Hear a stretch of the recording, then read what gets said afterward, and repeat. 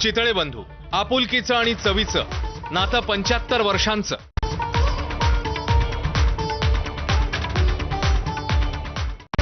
Headlines brought to you by Chitale बंधू.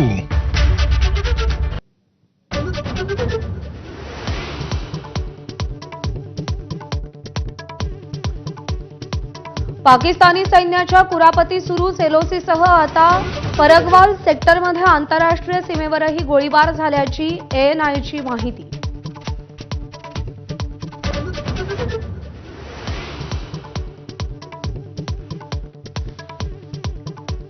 पंतप्रधान मोदींच्या अध्यक्षतेखालील सीसीएस बैठकीत सुरक्षेवर चर्चा.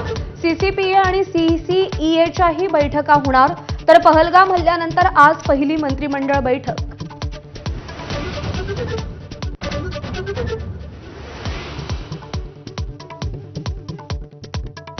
दहशतवादाला सडेतोड उत्तर देण्यासाठी भारतीय सैन्याला पूर्ण मुभा. तीनही सैन्यदल प्रमुखांच्या उपस्थितीत झालेल्या बैठकीत पंतप्रधान मोदींची भूमिका.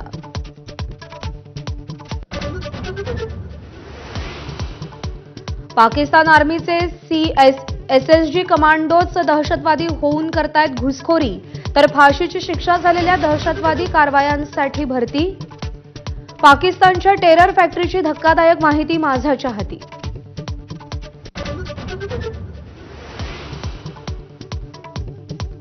पाकिस्तानला भारताची धडकी. भारत आक्रमक कारवाईच्या विचारात असल्याचं पाकिस्तानच्या उपपंतप्रधानांचं संसदेत वक्तव्य.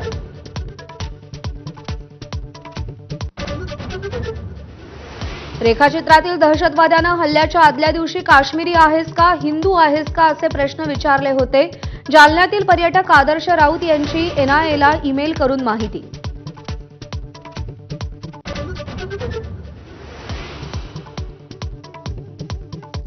पहलगाम दहशतवादी हल्ल्याबाबत काँग्रेसकडून नेत्यांसाठी मार्गदर्शक सूचना जारी.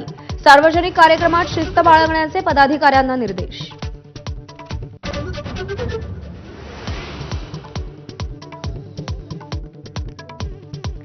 पुण्यातील बीजे मेडिकल कॉलेजमध्ये रॅगिंगचा प्रकार. डोक्यावर गार गरम पाणी ओतून घ्यायला लावत होते सिनियर्स. चौकशी समितीच्या अहवालानंतर 2 विद्यार्थ्यांचं 6 महिन्यांसाठी निलंबन.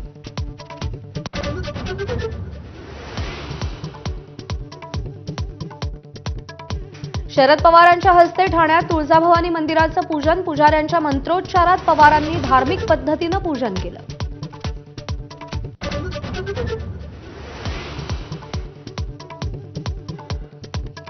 कोलकात्याच्या हॉटेलमध्ये लागलेल्या आगीमध्ये 15 जणांचा मृत्यू. तर विशाखापट्टणममधील स्वामी मंदिरात भिंत कोसळून 7 जणांनी प्राण गमावले.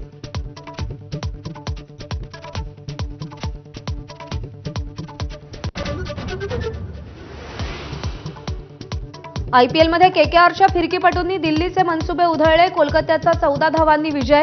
तर घरच्या मैदानावर दिल्लीचा सलग दुसरा पराभव.